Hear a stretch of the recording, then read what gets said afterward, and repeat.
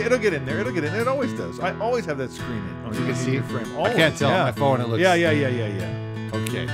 Good. Yeah, it's because you can see the lines, but it looks very technical. Like, remind me to do that every time, at least to start with. Okay. Because that's a good move. Yeah. We ready? We're ready. All right. Welcome to the Elk Season Podcast, episode 22. We are your hosts, 22. the Chambers Brothers. My name is Harold. I'm David. And today on the Elk Season Podcast. Oh my gosh, where to start? Well, with all due respect, with what a spirit animal is, this is our version of spirit animals. Sure. It's our own take on it, but I think it's important, and I'll explain. I have a more of spirit that. animal to be revealed soon. Yeah, and I know that there's all approaches to this, and it's not meant to be disrespectful in any sense of the imagination. I'll come back to it later. But spirit animal for Harold, I've talked about. I don't know if I've talked about my spirit animal. I don't know. We'll get into it. But we'll get into it. We're going to talk about how a moose didn't make it. Yeah. Water outlook comes up in terms of drought conditions. In a couple ways. Idaho. Yeah. And Montana. And Montana. Yeah. Elk behavior in a human world. Some story I came across. Okay. Grizzly bear super mom. Yeah, one of them. It's like the octomom of bears. Yeah. I don't know if that was the right analogy. No. It wasn't. But BLM and landlocked accessibility issues. Yeah. Not the corner crossing, but still getting more access to some BLM is good news. And I've got a little bit of a take on Idaho Department of Fish, Wildlife, and Parks. Okay. Which is, according to Idaho, the Idaho Department of Fish and Game, but whatever. Coming up, David opines. We're gonna. I have something from Idaho Fish and Game that kind of makes me go, I kind of like this. I see a connection to what you and I are doing. Okay.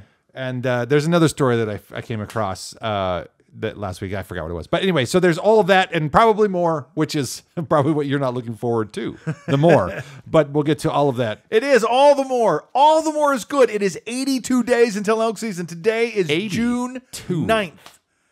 82 days. It's funny because opening day, and we've talked about this on the podcast before, opening day has had some special memories for me, particularly where we currently hunt. Yeah. And so August 30th, it's just a special day. If you're it's like Christmas morning. When I'm able to be out there on opening day for whatever reason. Now, the last couple of years hasn't been that way because of the way that the weeks fall and where I'm able to hunt. But the first couple of seasons where we've hunted in the last decade, really, I've had special memories. Yeah. So and amazing things happen in the woods in just 82 days. Yes. So one of the concepts I really wanted to talk about, and something that we talk about a lot here on the Elk Season Podcast, is, a little flippantly or a little facetiously, don't skip leg day. Okay? Yeah. We say that, but really, when you look at the data, when you look at how much I worked on my little whoop score, and you realize, there are I do CrossFit. The CrossFitters do a bunch of crazy stuff. I'm one of them. One of the things a lot of CrossFit people do, and there's other people that do this. They're called Spartan races. Because I thought I need to be prepared for elk season. I need every year, October 1, and I'm like, what do I got to do to prepare? Because I was not ready this year. Year after year, October 1st comes, and I'm like, I was not ready enough. Yeah. And so I thought, what's the dumbest thing I could do? Skip leg day? No. Less dumb than elk season. Yeah. Right? I mean, there's nothing that crazy. Nobody goes and punishes their body for that distance, for that many hours. It's just, you can't practice it. It's pretty dumb, yeah. It's really dumb. But you can practice it. Right. But it doesn't seem to, there are those out there that are hardcore. I get it. But it seems like with the everyday lifestyle throughout the rest of the year, it doesn't feel realistic because you're busy doing all these other things. Because it's so much. There's an emotional element there. Yeah. But if you look, and I work out when I train with a lot of these guys who do. I have a really good friend who does ultra marathons. Wow. He's a vegan gun enthusiast who does ultra marathons. You know his brother. And okay. Eccles. Yeah. Yeah. Yeah. Anyway, so Todd's a good friend of mine, and but when you prepare for an ultra marathon, you're gonna run 100 miles. Yeah. Okay, maybe that's somewhere between a Spartan race and elk season is ultra marathons. Okie dokie. It's ridiculous. It's Yeah. ridiculous. But all these people, when you do have CrossFit training, when you have ultra marathon training, when you have Spartan training, when you have just regular marathon training, Yeah. it is at least 82 days of thinking about what am I doing to prepare for this incredibly intense athletic event that's going to happen to me. Fair enough. Those guys train.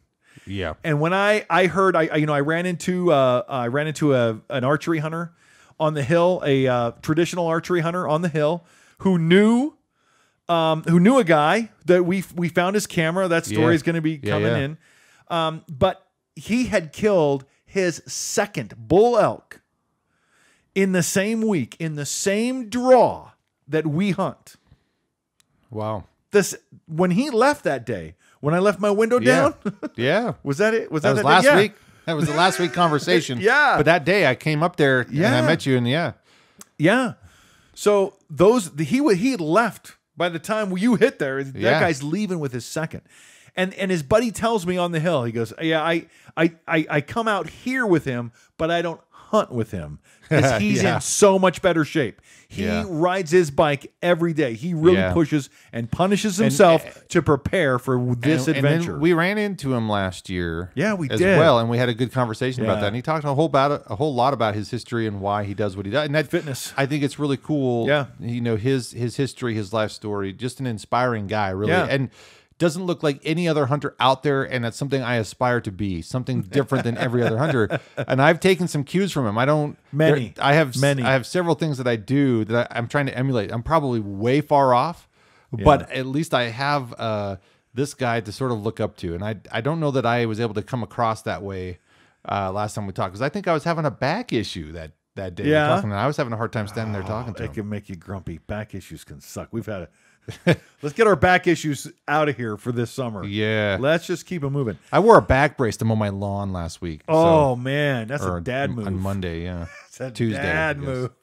Get your wife to get some video of that. Right. Here's the great elk hunter mowing. It was psychologically, that helped me though. It's huge. Huge. Like, I am on top of the world. I know. Ooh, look at me. I can think about swinging my hips. I know. You told me that your back went out and you're like, honey, we got to go to Costco.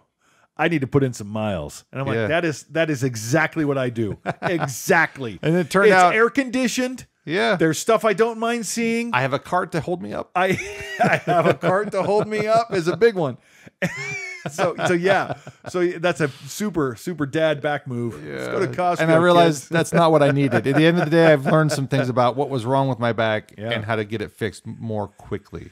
Yes. And I'm sitting here today, 4 days removed from this, feeling much better, but also much more informed. And gosh dang it, with as many back issues I've had in the last year, you'd think that I would have the memory to not let it last for another month. Like it lasted a month. These came and went for a month, but we'll see. It's not an elk pod. You have to get control of it. No, this is about your health. This is about being ready for elk season. Archery elk is the greatest outdoor sport in North America, and you have to be ready. It's a lot of work, and if you're not, you could get hurt, and you could have a bad experience, and maybe never come elk hunting again. Having a herniated disc is not something you want in the field, so I've got to figure out how to get back to leg day, but I can't get to leg day if I can't get done with back day. Right. So back day is my first thing, then leg day, and now I think I'm there. I skipped the leg day Wednesday because of my back. It was heavy. It was like heavy front squats, like a set of 5 heavy front squats. And I'm like, man, I'm going to murder that workout. Nobody's going to touch me. I just like, you know what? I can't let my ego. Like, I mean, when I was younger, back when I was 48 last year, I would have been all over that workout, not caring about my back. But I'm older and wiser now. You have a big birthday this year, don't you? I do. 5-0. The big 5-0, man. Yeah. Not that it's a big deal to me, but Some people think it's a big deal. So, okay, it's a big deal. Let's make a big deal out of it. Let's have some drinks. I don't know why. I've always felt this about age. Some people like to make it a big deal. Like, oh my gosh, but Yeah. it's just, so when I was like turning 13, I think, Yeah. I lived in Montana still, and a neighborhood friend came up to me and she goes, "You looking sad?" I'm like, "Yeah, I'm sad." She's like, "What? It's my birthday tomorrow." I was like, "Oh yeah, well, how old are you gonna be?" "I'm gonna be a year older than I am now." "Well, how old are you now?" "A year younger than I'm going to be." She goes, "Okay," and she walked off. It's just, I don't know what compelled me to say that at that moment. Yeah, and it's it just never came back to the issue after that. I'm like, wow. I did not say how old I was, but I still answered the question. Yeah, we need to keep our neighbors at arm's length there. Good call. I guess. I don't know. I don't remember ever talking to that neighbor after that. Anyway, it was done. Wow. It's 12 impulsive, I spent $150 in adventure money today. Okay, tell me more. So last week I spent $130 on my sportsman's package. So did I. Coincidentally, I thought you had spent it before me, but apparently we did. But I thought it was a day or two before. And it's already me. June. You know we got to get them in January. We got to get them in January. It's what I did last year. I don't know what it took. We got to go so long. steelheading. Steelheading. We got to go steelheading. We got to go steelheading. Yeah. Anyway, so I spent $150 today. Was it on an umbrella? No, it was on a GPAA membership. Oh, yeah. I re-upped my GPAA member. That's a Gold Prospectors Association of America. Oh, my gosh. Watching. Yeah, this has nothing to do with elk content. It does too, because I'm thinking about being in shape. And there's a lot of places to hike and work in the outdoors. I would do, you know this. You know when you're digging for gold, you're gonna work harder than you would ever work at home for anything. So I'm glad you brought that up, because ask Jeff Williams, what does he say about being a gold miner? Huh? If you go out looking for gold, you don't need a gym. Yes, he says that almost every episode. You don't need a gym if you're a gold miner. I have discussed the importance of very regular physical exercise. And I still believe that's important, but we've also discussed the discrepancy between exercise and elk season. Yeah. It's a big discrepancy. Pretty big. But it's a bigger discrepancy if you don't work out. I would imagine that elk hunting is more like a bunch of miniature hit workouts. Yeah. You hike, stop. It is. Hike, stop. Yeah. That's hike. Anyway. Yeah, HIT is high intensity interval training. Yeah. And that we do a lot of it. They're some of my favorite workouts at the gym, because sometimes we'll do 4 minutes and 4 minutes on, 4 minutes off for like 4 rounds. And so to give a workout 100%, you can recover in 4 minutes, but you got to give 100% for 4 minutes straight. Yep. And so they do this do this confusion where it's like, okay, we're going to do 2 minutes of work and then 30 seconds to recover. So sometimes you only have 30 seconds or a minute to recover. Yeah. And it's like, oh, that's okay. I like when they build a break into the workout. It's torture. Yeah. Just, you know what? Just let me keep going. It reminds me of football camp. Oh, it's just torture. But I do love it because you're practicing recovery, and that's what you need to do. Anytime you have that high intensity interval, you're getting close to elk, and your heart is pounding. Yeah, the adrenaline's there. It's so much, and for you to be able to bring that down and say, "Okay, I'm here now." Be targeted. Be focused. Be focused. Yeah. So it's one of the things I like about HIT training for elk season. Yeah. So please count on gold stories. I love to be out in the mountains. I'll find gold claims. There was no one needs to go to ever. Oh, well, I'm hiking there. There is I've been thinking about doing that, but I want to get the package where you have the lifetime membership. They're going to send me some dirt. Oh, They're really? sending me a little package of dirt. Oh it's going to be the most gold I've ever found in my entire life, and I'm so angry about it. I wouldn't be angry about it. I'd be like, find it myself. You are finding yourself. They're sending you dirt. Oh, you have to process that dirt, and you know what? Just sit back, take a deep breath, and say, "Finally, finally." What do they call it? There's a term. There's a term for that. When you sprinkle gold into you pepper it with to say, oh, I'm going to sell my claim. Let's see if we find any gold. Yeah. Point to where I threw the nuggets, so he digs those up. Yeah. Seeding? I have no idea. I forget. There's a name for it, but canned hunt, something like that. So that's cool. I was thinking about it because I saw on Craigslist just yesterday. Yeah. You're on Craigslist. Well, I know. I'm looking for boats. I'm looking for campers and gold processing equipment. Yeah? There was one of those spiral. It comes in the little black tub. Yeah. And so it's one of those. Yeah. And it was like $400 in Caldwell or something. All right. Well, listen. I know it's been a few years since Yes. we've done some gold prospecting. There's actually something I need to purchase from the Gold Hog boys. I can't remember their name. So there's Keen Gold Prospecting, but their products have gone up in price. Yeah. But Gold Hog prices have stayed relatively low. Okay. And there's actually an electric driven what would you say? It's a sluice box / mini fine processor. Okay. It does 3 different things. Right. But you get a little electric water pump. Yeah. And you just have to carry like one of those battery pack starters you get for your car. Yeah. You can carry one of those, and you can do a little. So like what I have. I kind of have one of those. Yeah, but this would be like the size of the sluice that we already have. Oh, okay. That's a big 5-foot sluice. Yeah. I remember when you and I went in on that sluice. Yeah. It was like less than $200, wasn't it? It was like 150. Yeah. It was so much money back then. Yeah. Because that was 99. 1999. 1999. And it was a special trip. I drove all the way to Boise to pick up that sluice box. Yep. And I'm like, I don't have anywhere to go in Boise. Yeah. We didn't have maps or anything on our smartphone. Nothing. Resources were minimal. Oh, it was rough. But we've made a lot of use out of that thing. I had to silicone the pad down. Yeah. It seemed to have held after all these years. So. Yeah, it's doing good.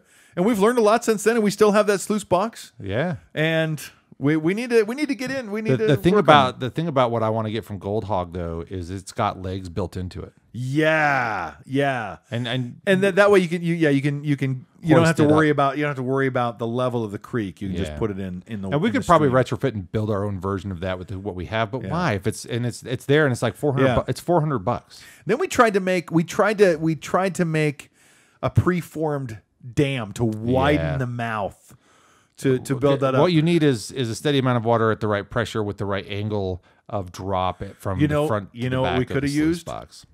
A tarp. Yeah. We could just use pegs and a tarp to kind of force that water through. But with an electric water pump wouldn't need that. Oh, that's true. And that's one of the things I like about. Anyways, the one I have. And that gold will eventually lead to newer equipment. Yeah. And we'll have gold necklaces with ivory elk teeth in it, right? That's the idea. I'm just trying to make sure that we keep the conversation relevant. Well, I've learned so much about gold prospecting, and then I haven't done anything with it in 4 or 5 years. It's probably been a little bit longer than that. I haven't done anything since 2009 almost or 2010. Yeah, almost 10 years. When I went to Arizona with you last. That was the last time, and that was 12 years ago. Yeah. For me. That's hard getting things to work. And I finally got all the pans from you. Yeah. And I still got a bunch of pans. Yeah. I found a gas-powered leaf blower in a storage unit that I purchased at auction. Nice. And I mounted it to the top of a 5-gallon bucket lid. So now it's a 5-gallon bucket vacuum. Huh.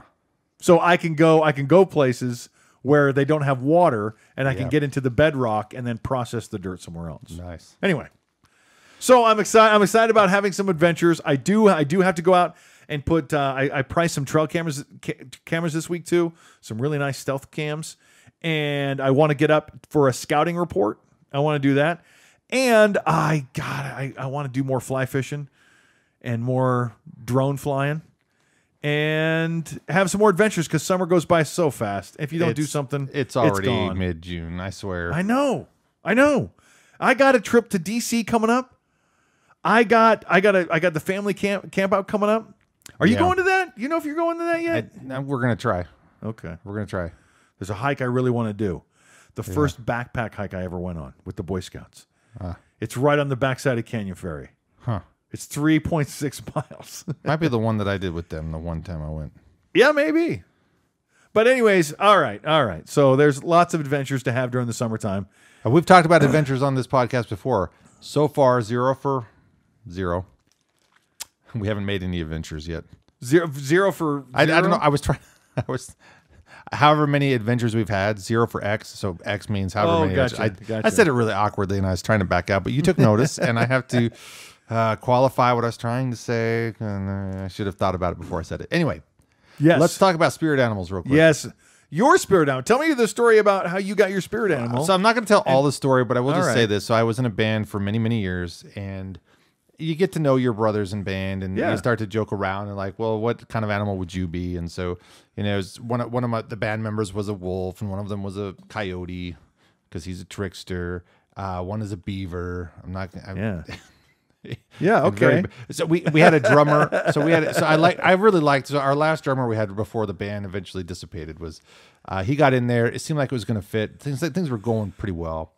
And he was like calm, cool, collected. Like he just goes with the flow. But if you crossed him, he'd jump on you. He'd like bite your head off. Yeah. Kind of reminded me of an alligator. So he was an alligator. Plus, he wasn't a big guy, but he had a huge drum set. So really all you ever saw over the top of the toms of his drum set were his eyes. Kind of like an alligator with his eyes out of the water. So that's a good spirit animal. Okay. Yeah, okay. So, and for me, I was dubbed the bear. Sure. And I'm, usually really, really angry if I'm hungry. And so it makes sense. And so I didn't have a chance to go get the bear. I was going to bring it here for today, but it's actually still with one of my buddy's houses. So that's a family trait, I think. It's just being just extra hangry. Yeah. Extra hangry. And I think in its own right, this animal that and now again, the way that we did our spirit animals is we kind of pegged it on each other from each other. Right. And so I've pegged one for you. Right. And I think it's painfully obvious what it is. But it has characteristics that it's like, well, I have no idea. If I had to guess, it's not an elk. Is it a badger? Is it it's in a bag right here. Let's open her up and see. Oh, it's an elk. It is an elk. Look at that. Hey, my spirit animal's an elk. You've just taken this on since. So we started in the mid 2000s. We had our ups and downs with it, but then you went out and you got your first elk. Yeah. And ever since that time, it has just been a mission for you. That's pretty cool. And so that is pretty cool. Thank you. Yeah. So my spirit animal is a wapiti. I was gonna get a cow, but I didn't know if you'd take that right. Just kidding. You know me, I'll take an elk any way I can get it. Yeah. So there you go. That's your spirit animal. All right. I like that. That works. That's my spirit animal. I kind of been obsessed with hunting elk. And try to figure out you grow up in Montana and hunting holds such mystique. Right? It holds something different. And then you start to hunt with rifles or whatever, and you're like, this is not the mystique that I thought it was. And so I'm, this is where I'm coming from. And so you think, well, what is that mystique? What is that solitary achievement? And so that's sort of what I've been pursuing, and I love elk because of the communication you can have with them. Yeah. So my what brought me to bow hunting was going out on all those excursions with you, but I had gone out on as many elk or as many bow hunting excursions as I had rifle excursions. Yeah. And so when I finally got to hunter's ed, I started off primarily with a rifle. And I only had 1 year of rifle hunting before I moved to Idaho from Montana. And so I wasn't sure what bow hunting would mean to me. It was purely because of that origin story I told on podcast 2. Yeah. Where I was gifted, because somebody moving out, a left-handed bow. That's it. And that was the trajectory that put me on the course to getting the bow stamp for Idaho's Department of Fish, Wildlife, and Parks, or Fish and Game. Tomato. Well, let me tell you something. You're 19 and broker than the 10 Commandments. The only thing hanging on your wall is a bow. Yeah, that you got from a roommate who moved out. Nothing is more inspiring. Yeah. So because there's nothing else to, it's to like inspire being you. it's like being super hungry, but the only thing you have to eat is a food you don't like. But when you eat it, it's amazing. Yeah. So unless it's spam, then it's always amazing. So anyway, it's an interesting thing. So we each come into this our own way, but I think what's funny about it is we have the same kind of appreciation despite the way that it originated for us. Because the solidarity, the quietness, the connectedness, the closeness, being how ridiculously close I've been to these animals. Yeah. Not harvested one. And in ridiculously wild places. Yeah. That place you found, when we step out of the wall tent or dude, it's still words cannot describe Once it. you hit that tree line off the trail, no justice. it's like There's no justice. everything gets left behind. Yeah. And you're like, who cares what happens? Yeah. Who cares what happens? Look at this. It is truly stunning. And looking at those mountains, I have pictures on my phone and I close my eyes right now because sometimes there's snow on them. Sometimes there's rain and clouds down low. Yeah. Sometimes it's sunny and there's wildflowers. But man, those mountains, they're there. Oh, it's so nice. It's pretty impressive. There's certain angles you come down in the springtime here in Twin Falls, Idaho. You look north to the Sawtooth Mountains and the Pioneers. The Pioneers. Yeah, I think the Pioneers are mostly what you see. Well, they're on either side. I know, that's why I said certain angles you'll see either mountain range, and especially if they're snow capped. Yeah. There's these days where they'll stick out like they're huge and they're just right there. And there's other days where they look way far away. Those mountains over in Oakley? Yeah. Some days they look like the greatest. You wouldn't believe they were there. Yeah. And other days you're like, it's just more desert, I think. Yeah. So it's cool stuff. Let's get into our conservation news. Yeah. We have so again, no particular order today. We went through them, but you know what? We're trying something different. We're always kind of going with the flow here. Let's talk about the water and weather. Well, you said you got some weather rolling in this weekend again. So here in Idaho, we have another storm rolling in to where we're going to get down to the 50s and 60s on Sunday and Monday. And it's rain and a system coming in, and so Sunday. So I know correlation and causation are different. However, there's only been one time when I've hiked to the top of Mount Bora, and that same year I didn't kill an elk. It's only happened to me one time. Yeah. That I didn't kill an elk the same year I hiked to the top of Mount Bora. What I'm saying is, in 2017, in September 2017, it was snow. Yeah. It was snow all September. It was amazing. Yeah. But what's interesting is early in 2017, here in Twin Falls, we had what we call, locals refer to as snowpocalypse. It was a massive, massive amount of snow that fell. And then summer, right? So this is the comparison I'm making. We have winter or spring stretching into summer, which it normally doesn't do. And 2017, we had this big, big snow. So now I'm hoping, I'm hoping that September is a little bit cooler this year than it was last year. So far, this year has been a cooler year on record than they've had in a long time. So I'm kind of hoping that trend continues.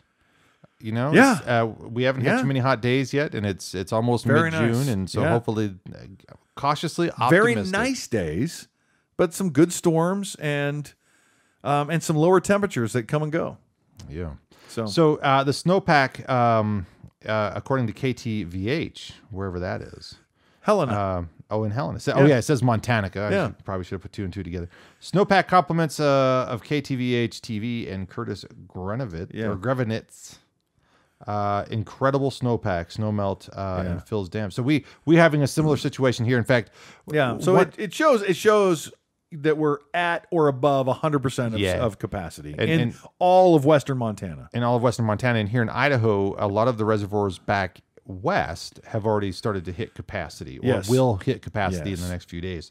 And hoping that some of this weather comes in for some of these other places, like here locally in the Twin Falls area, the Salmon Falls Reservoir, and of course that one just north of us. Arrow Rock? No, Magic? Not Magic. Yeah. So Arrow Rock is going to be Phil. You think so? They talked about that on really on okay, the news. good. KTVH talked about it being, in the next few days it's going to be full. We're not out of the woods, but it's filling like 3 feet per day right now. Oh wow, yeah, that's incredible. Yeah, so but you're talking that Wood River. There's a lot. The Wood River Valley. Yeah, there's a lot of water that comes down in that area. So, but the hope is that we just continue to see some weather coming through. In fact, one of the things that popped in my mind today, because I saw the weather this morning and how we're going to get this weather over the weekend, and I just go, this kind of reminds me of that time we went camping for that 1 week we didn't have rain in Montana, when we had rain every other week. And that's been the trend this year here in Idaho. It's like, hey, we get through a cold weekend, we're like, finally the weather starts to warm up, and maybe it'll stay that way, and the weekend comes around and guess what? Cold, rainy, snowy weather again. Yeah. And so it's kind of don't like, worry, it'll warm up next week, and it does. Yeah. But the next weekend, it's crap. Yeah, it's like Memorial Day weekend. Cold, windy, breezy, nasty.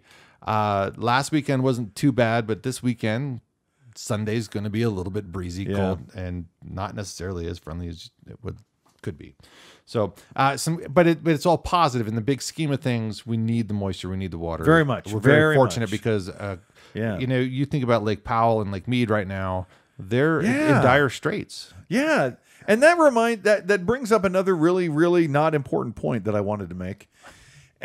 And that is, so you're still going to make it? Our adventure game. We got to up our adventure game. Yes, we do. And if water levels are low, and we have metal detectors, I mean, they're finding stuff in Lake Mead and Lake Powell that they shouldn't be finding. Yeah. That was not supposed to be found. Yeah. When levels get low, that's a good time to go swing a metal detector. Yeah.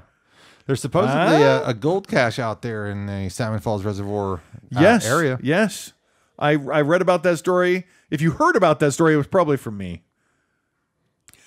So that's the water situation. And if it gets low enough, maybe we can metal detect and I can find a bunch of fish hooks. Yeah.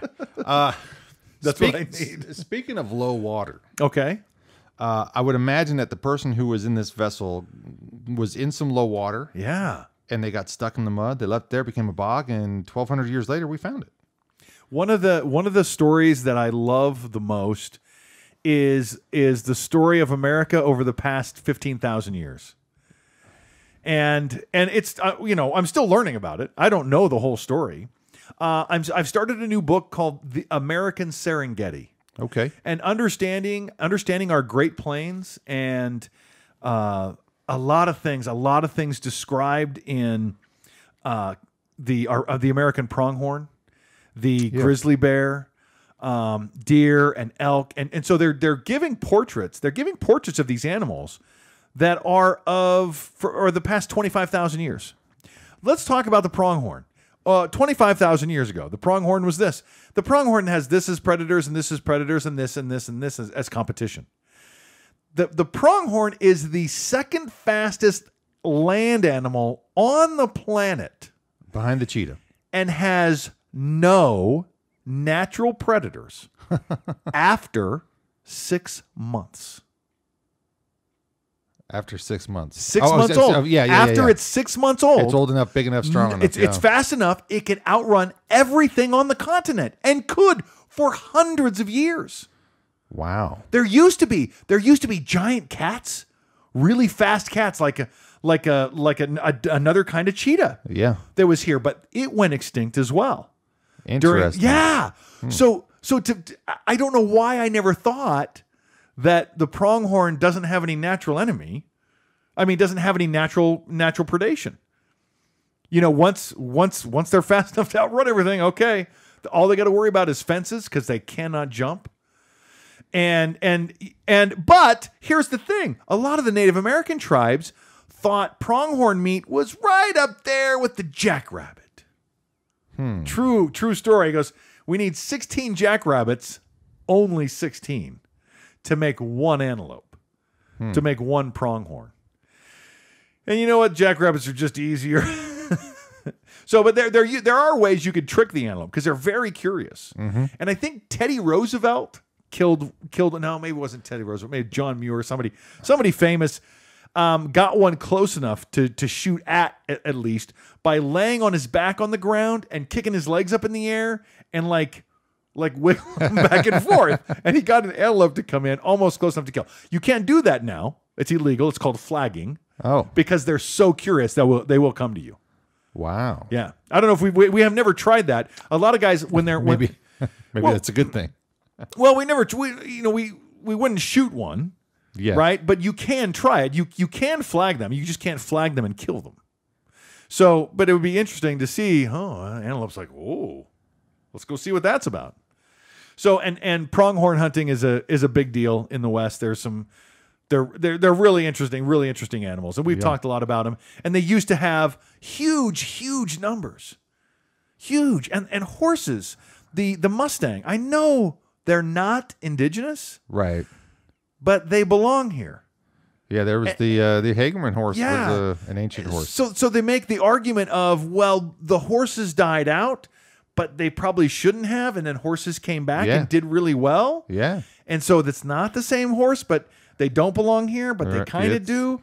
And the ecology of them, how they grew in the gigantic herds and the different types of tribes that use them, and what they became, how they became this $150 horse in the years of a $10 horse. Wow. I mean, just everybody wanted a Mustang.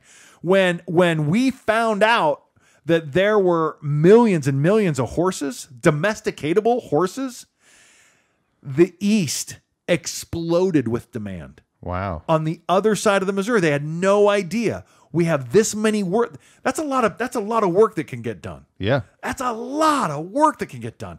And so there was a big deal to train guys to come out west, capture Mustangs, and it was the how many Mustangs they lost in the process was just brutal. It was really sad because they're wild animals. They do not want to be captive. Yeah, they were definitely not living under that guise of no animals were harmed during the capturing and training of these horses. Anyways, it's an interesting and enlightening. It's called American Serengeti. I'm barely getting it started, and I'm sure there'll be tons of more information that I have from it. But to learn that just about pronghorn, and grizzly bears.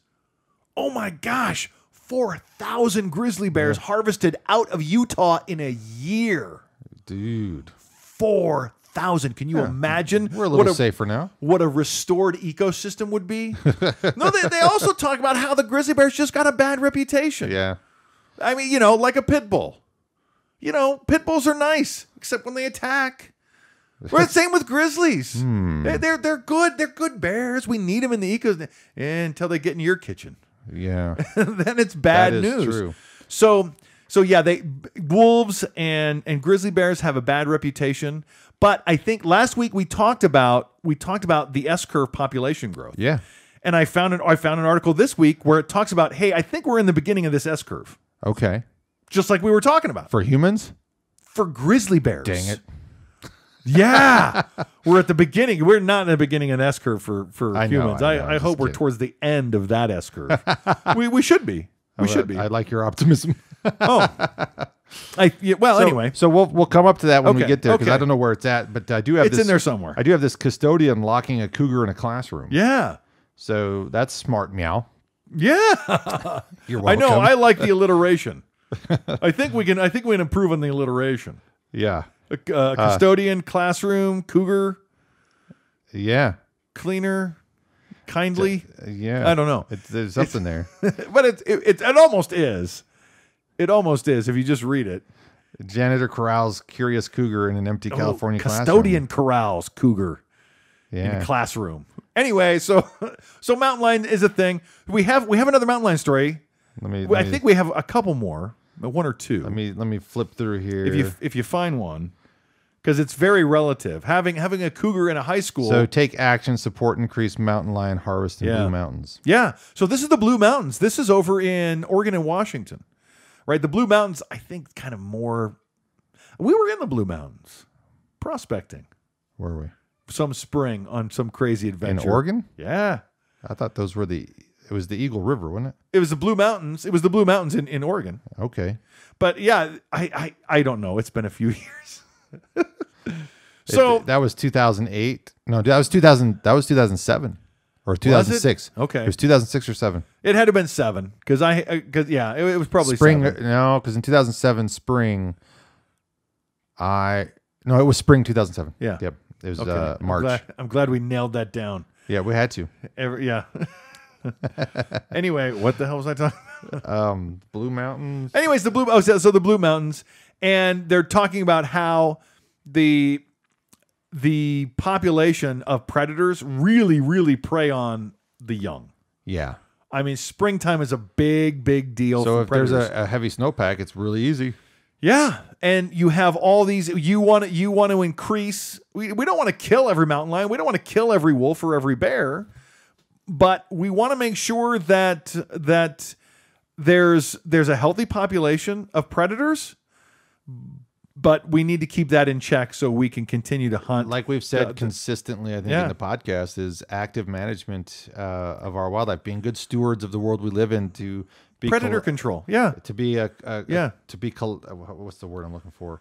Well, I'll just go back to what I said redundantly. Being good stewards of the world we live in, just to. I almost feel, and I've sort of had this emotion all week, where, I love all the gay pride, and I support them in whatever they do. I always have, and I've always loved them, and I always feel like if I were to shoot a wolf, would I be as accepted by them? Right? And I don't know, but I feel like I think you're comparing apples to oranges here. Okay, so I feel like I know it's not the same, obviously, but I feel like a marginalized citizen. Well, because sometimes. Well, here's what I'm hearing you say, and I don't think this is what you're meaning. You're saying this population of LGBTQ would not accept you if you killed a wolf, but that's not what you're saying. You're saying the world at large. You're saying what you're saying is I feel marginalized like a marginalized group. Because of a perspective and an approach. Very much that I have. So. Yeah. Yes. Yeah. So I just wanted to, because it came out a little bit differently. Like I said, I've only had this emotion for like this week, so I haven't really tried to put words to it. Yeah. Right. This is the first time I've ever said anything. I know, and out I would loud. imagine I've said some things that you might feel marginalized because I'm just not a big fan of the wolf. But I do support that you have that perspective, and I'm not here to. Right. And I know, and that's someone who's a pro hunter. Right. You're pro hunting. Oh, I was like, I am far from being a professional hunter. You are but I mistook what you said again. So I'm just not good. I'm not good at explaining myself. But you're pro. You're pro hunting, right? Yes. You're positive for hunting. Active management includes hunting. Yeah. And yet, it's like, hey, if you want to kill a bear or a wolf, go do that on your own, right? That's kind of the vibe. It's just not something I'm into. But look.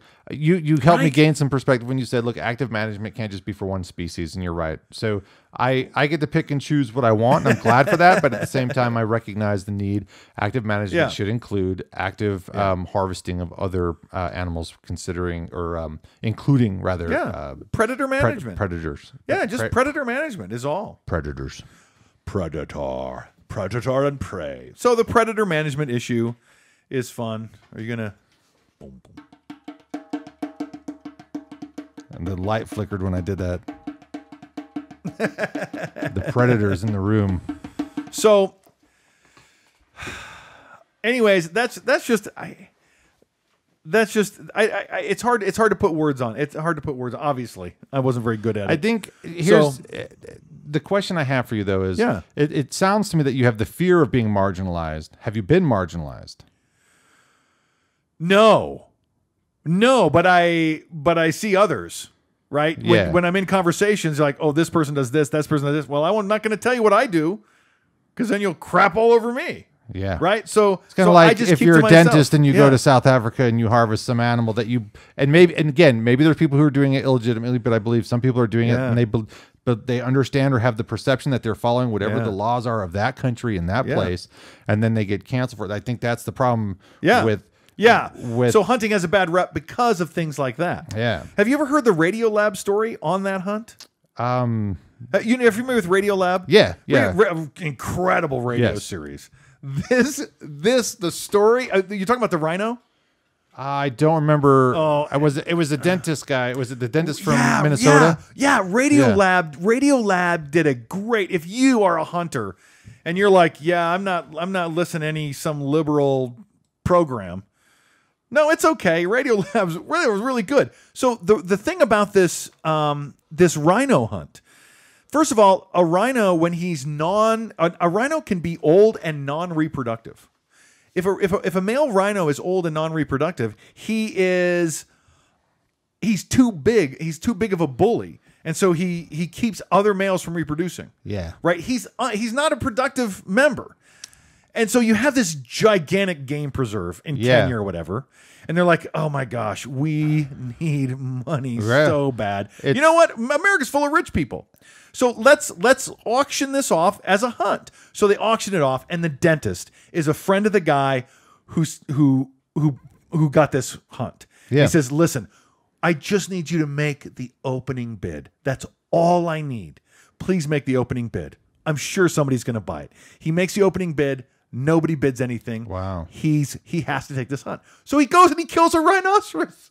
Wow. Yeah. And he's doing hunting is conservation. Yeah. He is helping. He's helping a game preserve in Africa, and the Western world comes down on him like a hammer. Yeah, it was hard to watch. But if you don't know those details, you almost have the same perspective. Yeah. You're like, what's a rich guy going to Africa to shoot some rhinoceros? Right. But if you don't have that perspective. You have to gather all the information, or you're just being... I'm not going to say the word out loud because, again, anyway. So perspective. When I teach my class, I teach a subject that some people, for whatever reason, feels controversial. It's called psychology. It's not rocket science, folks. In fact, you carry this with you wherever you go. Yeah. I just told my students this week, look, you come into my classroom, you already know what we're going to talk about, and I'm going to help you realize that because you've experienced it your entire life. Psychology just irons it out. Right. And those details sometimes feel a bit bothered because it's like I have to take something I take for granted that I do every day, and there's actually parts to how it's not that complicated.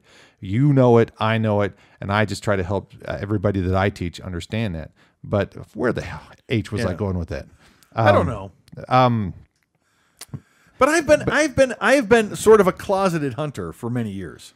Well, give me a second, half a second to see if I can complete my thought, because there was a point to this tangent I went on, and now I feel kind of redonkulous for forgetting where I was going with it, and I can't roll the tape back that easily. I'm sorry. I get so passionate, and I say so many words, and even I forget what I was talking about. Yeah, well, you can throw something at me. It doesn't matter. It wasn't. Okay. Here's what I will say, and I've actually told them this week as well.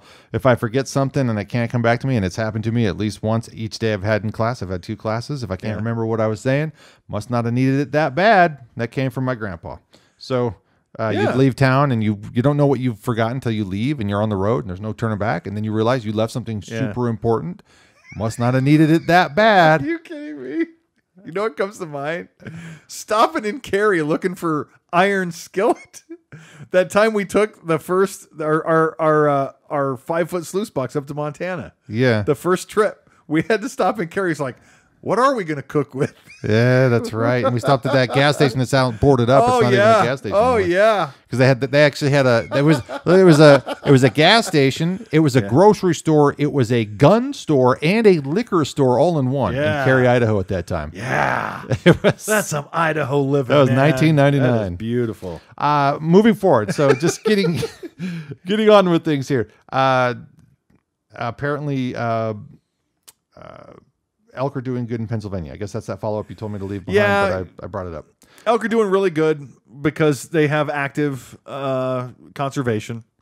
Boise State students or students in Boise, it actually doesn't specify in the headline, are upset about the wolf putts or what putts are not. It doesn't say that they're upset. I can't say that. Just the headline simply says students speak out after wolf pups named for their school are killed. So when you say Boise students, it looks like they could be high schoolers, actually. Yeah, probably. That sounds like something that the public school thing would do. We'll just follow up from last week. We'll name some wolf pups. So yeah, last week we talked about some wolves being poached in Washington. Some of those wolves were named after a high school in Boise, and some of those students are like, "Hey, what gives?" Yeah, that they were named for us. So now we feel ownership. Yeah. So it's stop poaching. But if it was active management strategy, it'd be a different conversation probably. Hey, Grizzlies continue to expand their range. This is a big one. We talked last week about the S curve. I think we talked this week too about the S curve. The exponential growth of a species as it enters the exponential stage. It's just exponential, but it'll end up looking like an S, hopefully. And I think we're really close. And I know I talk about it every week, but every week I see more stories like, hey, this is looking really good. There's a lot more bears out here. We have one bear story this week that has 17 known offspring. 17. And another bear that we've talked about bear 399 because she kicked out her cubs. That's 20. That is 20 known offspring from bear 399. That's crazy. Now, if 20 bears have 20 more bears. Yeah. I mean, that's exponential growth. Yeah. That's what's happening. And we need to start talking about an active management plan for grizzly bears. Yeah. I know a lot of people don't want to hunt grizzly bears, and that's okay. I'm all for reintroducing them to Colorado, Utah, and California. There's area, there's land, we have plenty. space. There's plenty. And like I said, that book, American Serengeti, they talked about grizzly bear harvest. Grizzly bears were a big problem in Utah. Yeah, there's the Tough Trip Through Paradise is a book that I've talked about. Now it comes in the late 1800s around the last of the Native American U.S. wars. Yeah. But he was a trapper that lived in the Muscle Shell Wilderness, which was the border of Montana, Idaho, and northern Idaho. Yeah.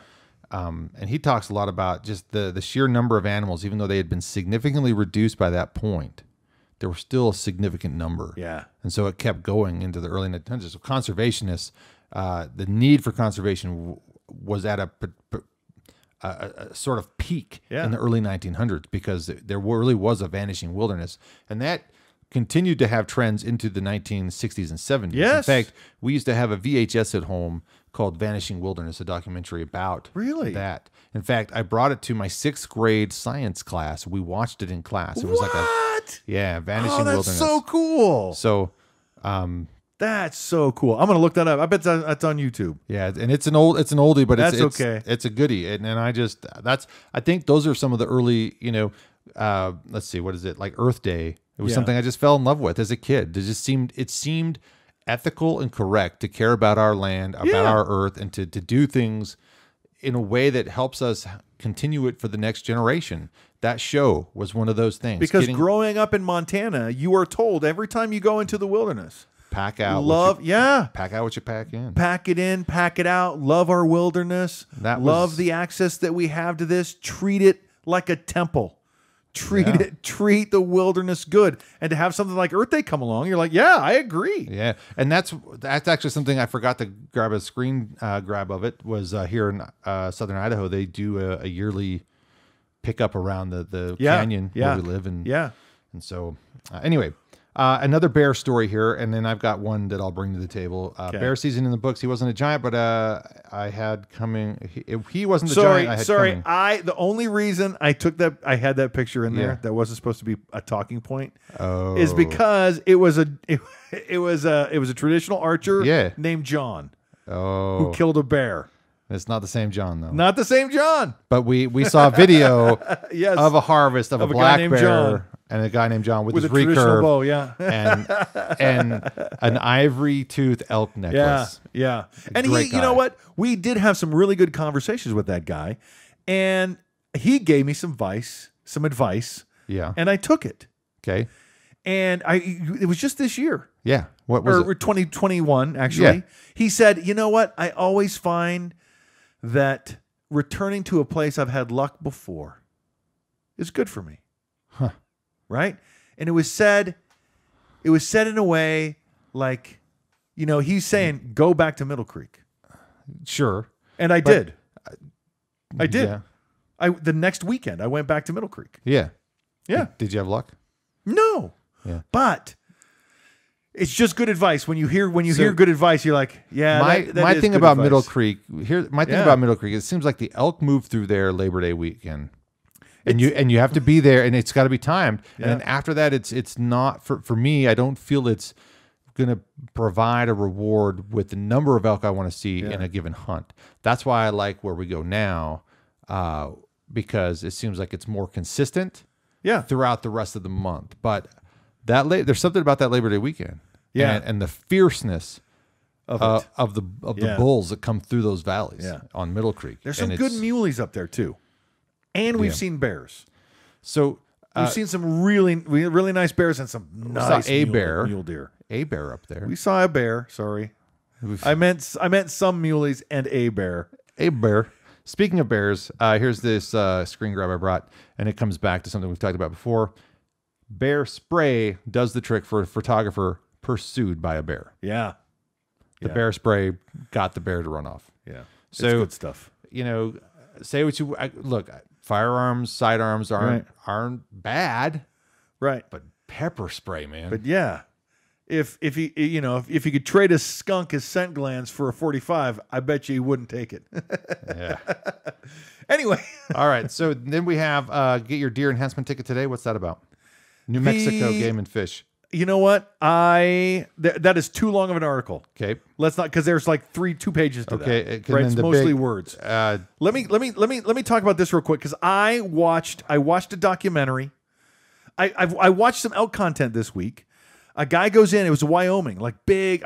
I just scrolling on Facebook, and I see this story, and the guy goes, "Hey, big Wyoming public land bull elk with a bow," and I'm like, "Yeah, let's watch it." Boom. The hunt starts. He sees a black bear. He stalks the black bear, kills it. It's like, okay, wow, that was exciting. Let's get back to elk hunting. Okay. Sees the biggest muley, some of the biggest muleys he's ever seen. It's like, okay, now it's a mule deer hunt. Okay. Goes after the mule deer, doesn't get it, but then goes after a big bull elk and gets the bull elk. Okay. Anyways, really, really great story. I'll make sure and put a link on the YouTube. And it's only like 20 minutes. I was literally like waiting in the car for my wife to take some pictures, and I watched the whole thing. All right, so we've got like maybe 2 or 3 left. It's actually at the top of the hour, but real quick about there's like 5 or 6 minutes that we got to edit out. Yeah, that's true. Not an endangered species, but bees. Oh, this is ridiculous. I mean, it's important, but it's a ridiculous way to go about it. Right? Yeah. We need to protect bees. There is an insect apocalypse happening. I've read about it. I'm not an entomologist, but I fly fish. And occasionally. And they want to protect the bees, but the bees are not part of the Endangered Species Act. The Endangered Species Act says birds, mammals, and fish. So in order to put the bees under the Endangered Species Act, California declared bees fish. I can't even say it right. Yeah, it's ridiculous. I appreciate the effort. Yeah, we do need to do something. About I learned a thing or two about bees. Now, I wouldn't say he's the standard expert, but it was from a guy on a podcast that is fairly well known. He plays in a band that's fairly well known. Okay. And in his spare time, he likes to keep bees. Okay. In California, where he tends to live at his house. His Okay. name is James Hetfield.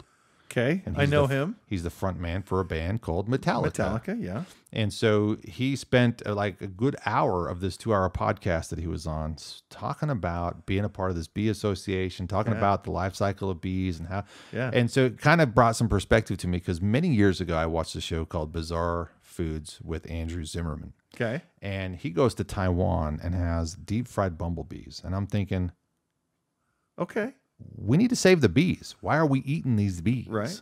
And what James Hetfield explained was the life cycle of bees is that they have a new population of bees like every so many weeks. Yeah. And so it's it's a pretty big turnaround. Right. So that's not what's going to kill the bees. Right. Having them as deep fried snack, and I'm not going Right. to, I'm not interested, but unless they become fair food. right. Then we're Well, screwed. that's true. If they're boiled in butter. So kind of an interesting thing. So weird caveat to everything we're talking about, but it's other things. And what do you put down in your lawn? What kind of sprayer are you using? Yeah. And it's Yeah, tough one. I'm pretty much against it all. My wife wants to use every chemical she can find. Every chemical, every bug, every pest. And I'm of the opinion, like, the bugs are going to get in. Whatever you do, the bugs are going to... If you remove the food source, if there's no crumbs on the floor, you probably won't have ants. But if you want ants, that's how you get ants. Yeah. So this is the final story here. Okay. And I think there might have been one or two that we kind of lost, but we are at time. Sure. And this is one I brought that I thought was kind of cool. And so the elk headline, or the headline rather, says, elk leaves baby on Arizona doorstep.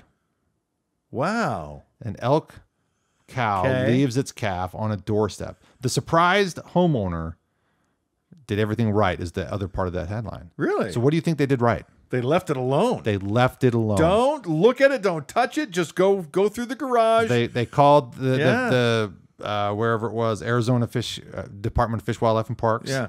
And they said, great, thanks for calling us. Don't touch it. So this is apparently an elk behavior. Yes. Right. And so yes. they'll leave the calf somewhere and they'll kind of go forage and they'll come back later for the elk. And so because of man's encroachment on habitat, so the elk life cycle, the cow elk needs time to bond with its calf, and about the only time they're not communal, they're not part of the herd, is when they give birth. They go off all by themselves. Yeah. Which, I don't know. Does it make it easier or harder for predators? I don't know. But the baby stays for 2 or 3 days. Doesn't move a lick. Yeah. We almost stepped on one last year. Yeah. I mean, I was a foot and a half away. That's right. Yeah. No, we were when we went up and saw those bulls. Yeah. Yeah. Oh my gosh, it jumped right out. That's exactly what had happened. Up in Cary. Yes. Yeah. A cow elk had given birth and had gone off to forage, drink, do whatever. Yeah. And knowing where her calf was. So I feel bad. That's why I didn't try to get any pictures. Yeah. It jumped up and ran off, but I'm like, okay, we just didn't even see it. It was right under our noses. And I didn't want to add any other pressure to it. So it was it was June. We'd gone up to early June. Yeah. We were looking, shed hunting kind of thing, but we saw some great elk. Yeah. So, other than that, that's Idaho Department of Fish and Game. So I guess we can finish with this. Okay. Oh gosh, that's gonna play well. All right. So I got a thank you from Department of Fish and Game. I buy in Idaho what's called the Sportsman's Package. I still haven't heard back from my request for them to change their name to Idaho Department of Fish, Wildlife, and Parks. That's another story, another podcast. I'm just kidding. I haven't actually done that. Anyway, they said thank you. And, they ask on the back, we hope your Sportsman's Package provides you priceless memories and food for your table. Food. And maybe table. food. They Maybe should change food. it. Just throw a maybe in there. Maybe even some food.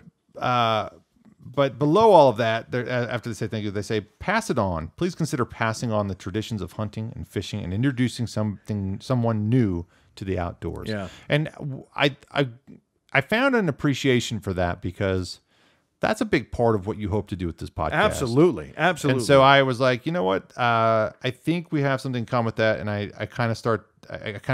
appreciate the vision. Yeah. More. I didn't need to hear it from them, but I was happy to have it reinforced by them. You know what I mean? I, like you, have 7 sisters and a dad who was a librarian with cerebral palsy. Yeah. I desperately wanted to go hunting. And no one to take me. No one to teach me. Nothing. I so bad. And when I talk about hunting and I see any flicker in a young person's eyes, I jump. I go, I'll take you. You call me. You get your bow hunter saved. I will. And there have been people. You know what? I'm never going to see him again. But they have an open offer to go hunting with me because it meant so much to me. There's so much opportunity. There's so much to see out there, and I don't know. We didn't know what we were doing for so many years, but I'm going. Yeah. I'm going. And we kind of know a little bit more. Kinda. And every year you kind of get a little bit more knowledge. And it's just And I know enough. Oh, when I see the spark in a young person's eye, it's all I need, man. It just lights a fire in me. Captain Elklight. Yeah, that's right. So much. It means so much to me. And so I believe that there are a lot of young people looking for opportunities to go hunting. And, first of all, go ahead. It's not that tough. There's plenty of information on YouTube. You can learn. Become an apprentice. Yeah. Find someone who's willing to kind of help you show the ropes. It helps to have someone. If you don't, it's a lot harder, but it's not impossible. And I think we are sitting tributes to that. YouTube was, a dozen years ago, YouTube wasn't. Yeah. Or maybe 14, 15 years ago. But now you can be a YouTube apprentice and learn a lot more than we ever maybe could. It's one of the tactics I thought I needed to use to try to figure this out. Was something I did in the early days, mid 2000s, when we started this endeavor more seriously. But we're out of time today. It's a story. What? Yeah. Leave me hanging. All right. Well, cliffhangers, man. Oh yeah. If we have at least more than one view this week, maybe they'll go, I better tune in. Come on, let's do it. Okay. Be well. Stay awesome. Have a great week. Get out there and do something, man. It's only 82 days till elk season. You need to get in shape. Have a great week. We'll see you. Come on. Cheers.